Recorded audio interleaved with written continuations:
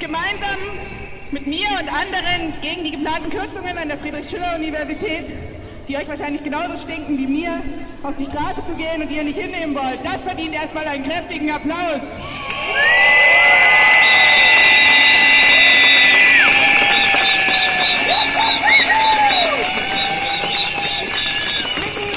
Blicken wir doch einmal zurück. Da gab es schon die Rahmenvereinbarung und dann die Ziel- und Leistungsvereinbarung und da wurden die Kürzungen schon angedeutet. Und immer wurden wir beschwichtigt, naja, ist ja nicht so viel, 2 oder 3 Professuren, na, das geht schon, tut ja nicht weh. Und inzwischen sind wir etwa bei 30 Professuren, ganzen Instituten und sogar ganzen Studiengängen, die wegfallen sollen. Das ist eindeutig zu viel.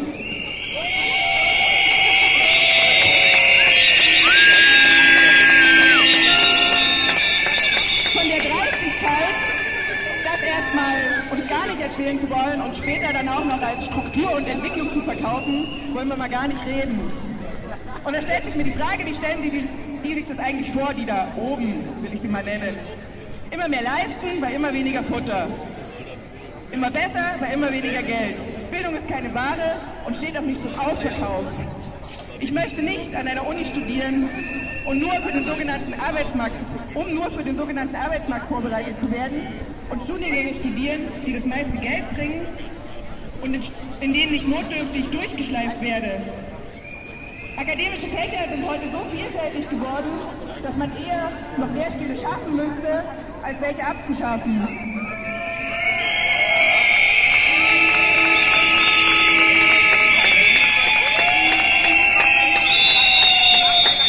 Ich hab das mal durchgespielt mit den Kürzungen. Eigentlich sollten die Studienanfängerzahlen ja einigermaßen konstant bleiben. Aber sind wir mal ehrlich, Zettelwechsel?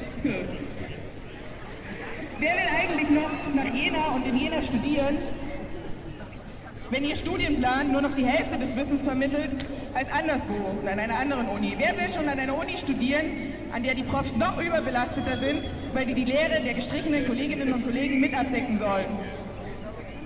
Und dann der Uni...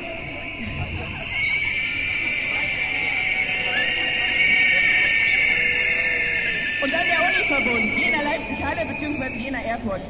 Wie soll man denn zukünftig den Job, das Studium, ein Ehrenamt und ein bisschen Zeit für sich noch vereinbaren können, wenn man 3-mal in der Woche noch mindestens eine Stunde im Zug woanders hinfahren muss zum Studieren? Und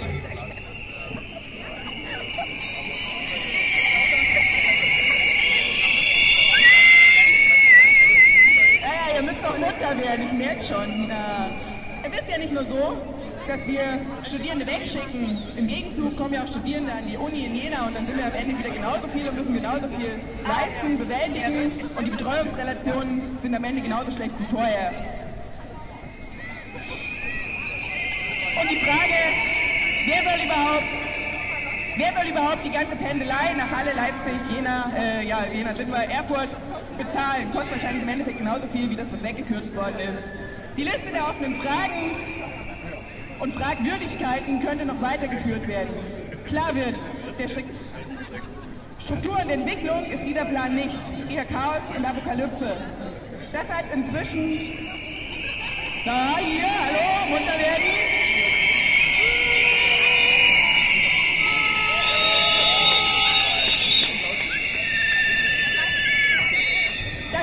Das hat inzwischen auch der Rektor eingesehen und rudert ein wenig zurück, denn Struktur- und Entwicklungsplan wird nochmal überarbeitet.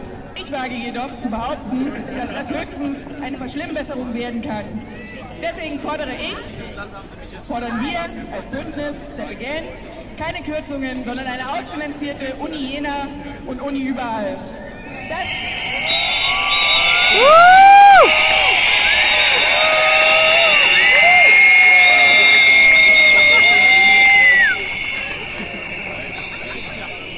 Diese Aufforderung geht sowohl an die Adresse von Rektor Dicke als auch an die Adresse des CMWWK, Christoph Matschi und des Finanzministeriums. Im CC übrigens an Angela Merkel.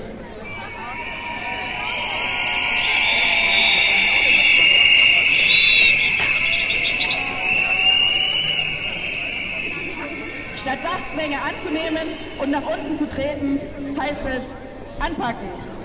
Und das zu tun, wofür ihr gewählt seid.